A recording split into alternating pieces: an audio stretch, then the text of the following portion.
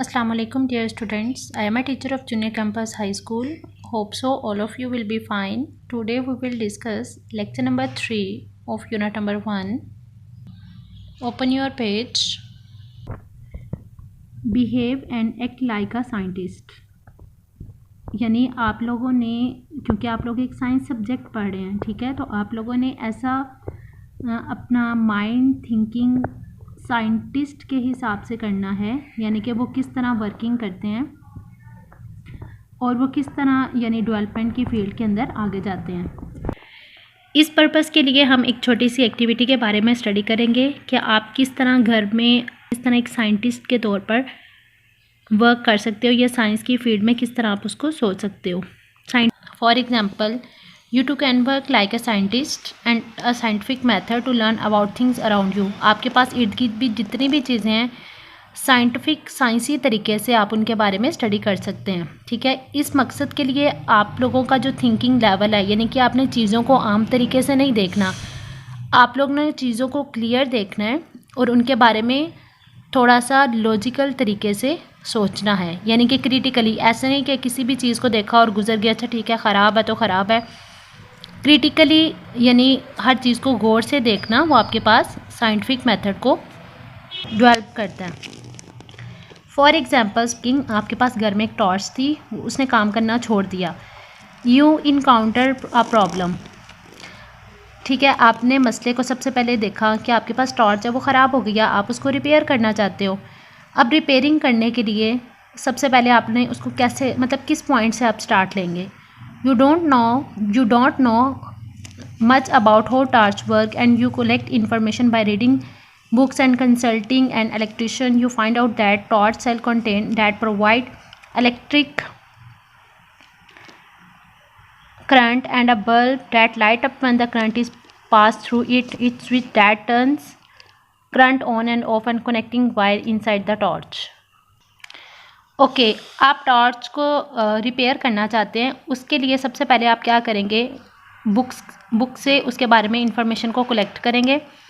अगर कोई इलेक्ट्रिशियन है जो बिजली का काम करता है, उससे आप मशवरा लेंगे।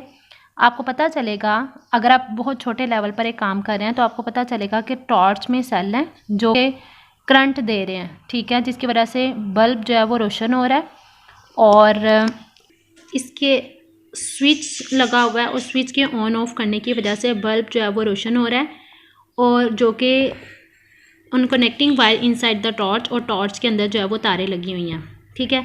सबसे पहले तो ये तो बेसिक इन्फॉर्मेशन थी जो आपको पता चली कि टॉर्च ख़राब है और टॉर्च किस तरह वर्किंग कर रही है, यानी सेल से, स्विच से। अब आप उसको रिपेयर करना चाहते हैं, सबसे पहले क्या होगा, आपने डिफेक्ट के बारे में सोचना है। डिफेक्ट पहली पॉसिबिलिटी तो ये हो सकती है, there are no cells in the torch, कि टॉर्च के अंदर सेल ही नहीं है, आप उसको फिर भी चलाने की कोशिश कर रहे हैं, आपने उसका ढक्कन खोल के नहीं देखा। दूसरी possibility, the cells have run out, cells जो हैं वो ख़त्म हो गए हैं। द बल्ब हैज़ फ्यूज्ड, जो टॉर्च के अंदर बल्ब था वो फ्यूज़ हो चुका है। The switch is not working properly, जो स्विच आप बटन ऑन ऑफ कर रहे हो वो ठीक से काम ही नहीं कर रहा। And some wire inside has broken, और उसके अंदर कोई तार जो है वो टूट चुकी है। अब ये 4 तरह की पॉसिबिलिटीज़ हैं, मतलब कोई भी हो सकता है, ऐसा नहीं है कि ये सारी की सारी पॉसिबिलिटीज़ सच हों। तो एक टॉर्च ने वर्किंग करना छोड़ दी, ऐसा बिल्कुल नहीं है। इन 4 पॉसिबिलिटीज़ में से कोई एक पॉसिबिलिटी हो सकती है।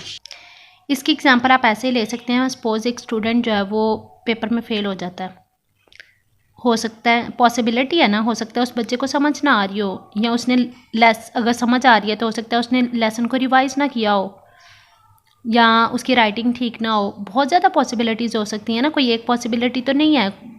3-4 पॉसिबिलिटीज़ में से कोई एक सच हो सकती है। सेम एज़ ये जो 4 पॉइंट्स आप लोगों ने स्टडी किए हैं, इनमें से कोई एक पॉइंट सच होगा जिसकी वजह से आपकी टॉर्च ने वर्क करना छोड़ दिया। Point number 1, check if the cells are there in the torch. सबसे पहले तो आपने क्या करना है, देखना है कि टॉर्च के अंदर सेल्स भी हैं कि नहीं। इफ़ नॉट, अगर नहीं है, hypothesis 1 is correct. First 1 point जो आपने अज्यूम किया था वो सही हो गया, क्योंकि आपने सोचा था ना, हो सकता है टॉर्च में सेल ना हो, तो वो वाकई नहीं थे। If the cells are present, अगर सेल बी मौजूद हैं, फिर एक टॉर्च क्यों नहीं काम कर रही? Take them out and put in new ones, उनको बाहर निकालें और किसी दूसरे में डालें। If the torch no lighting hypothesis 2 is correct, अगर वो काम कर रही है इसका मतलब क्या आपके पास पॉइंट नंबर 2 जो है ये ठीक है। Check the bulb, third one point क्या था आपके पास? The bulb has fused. Check the bulb, आपने बल्ब को देखना है। If the coil were inside it broken, अगर बल्ब के अंदर कोई तार, कोई कॉइल, कोई वायर टूटी हुई है तो इसका मतलब ये जो पॉइंट नंबर 3 था, द बल्ब हैज़ फ्यूज्ड, वो पॉइंट ठीक हो गया क्योंकि बल्ब के अंदर जो तार है वो ही टूट गया, तो इसका मतलब बल्ब तो फ्यूज़ हो गया। इस केस में आपने क्या करना है? बल्ब को चेंज करना है। अगर हम पॉइंट नंबर 1 की बात करें, टॉर्च में सेल नहीं है, आपने सेल डाल के चेक करना है, टॉर्च चल जाएगी। अगर नहीं चलती फिर आपने पॉइंट नंबर 2 पे आना है। अगर 2 भी काम नहीं कर रहा फिर आपने पॉइंट नंबर 3 पे आना है, आपने बल्ब को चेंज करना है, टॉर्च चल जाएगी।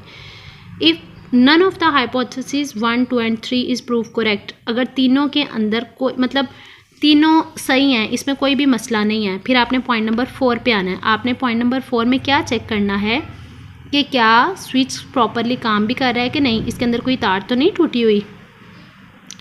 Then you must be some wrong with the switches or wire, मतलब अगर तीनों सही हैं, तीनों के अंदर कोई मसला नहीं है, फिर इसका मतलब ये भी नहीं है, ये भी नहीं है और ये भी नहीं है, फिर तो इसमें ही मसला होगा ना कि तार जो है वो टूटी हुई है, ये स्विच में कोई मसला है, फिर आप इसको रिपेयर करने की कोशिश करेंगे, आपको अपना मसला समझ आ जाता है। Wrong with the switches or the wired, you may however realise that you do not have the expertise to repair और चेंजेस द स्विच और वायर, फिर आपको अगर नहीं पता कि स्विच और वायर को किस तरह चेंज करना है, फिर आपने इलेक्ट्रिशियन के पास जाना है, उसको रिपेयरिंग के लिए देना है, क्योंकि पहले 3 पॉसिबिलिटी यानी कि आप सेल आसानी से निकाल सकते हैं, डाल सकते हैं, बल्ब चेंज कर सकते हैं, लेकिन अगर तारों का ज़्यादा मसला है तो आप उसको खुद काम नहीं कर सकते, फिर आप इस केस में आप उसको इलेक्ट्रिशियन के पास लेके जाएंगे। तो इस तरह साइंटिफिक तरीके से कोई भी स्टेप आगे आगे 1 बाय 1 स्टेप आगे चलता है और साइंटिफिक तरीके से उस चीज़ को सही किया जाता है। The torch work again by your self and also learn how it work, torch जो है वो दोबारा काम करना स्टार्ट कर देगी और आप सीख जाएंगे। मतलब आपने क्या सीखा कि हमें एक टॉर्च चलाने के लिए क्या क्या चाहिए, सेल चाहिए, स्विच चाहिए, बल्ब जो कि ख़राब ना हुआ हो, अगर नेक्स्ट टाइम में वो ख़राब होता है तो आप सारी पॉसिबिलिटीज़ को दोबारा चेक करेंगे और इस तरह आप एक साइंटिफिकली तौर पर वर्क करना स्टार्ट कर देंगे चीज़ों को। Now come to page number 14. 4. What methods are usually adopted to get gather information about a problem? Question number 4. There are 2 methods. First one is scientific way of thinking, scientific तरीके से सोचना, और scientific method. आप लोगों ने इस question को अपनी नोटबुक पे राइट भी करना है, लर्न भी करना है। Hope so you will understand it very well. Stay home, stay safe, take care. Allah हाफिज़।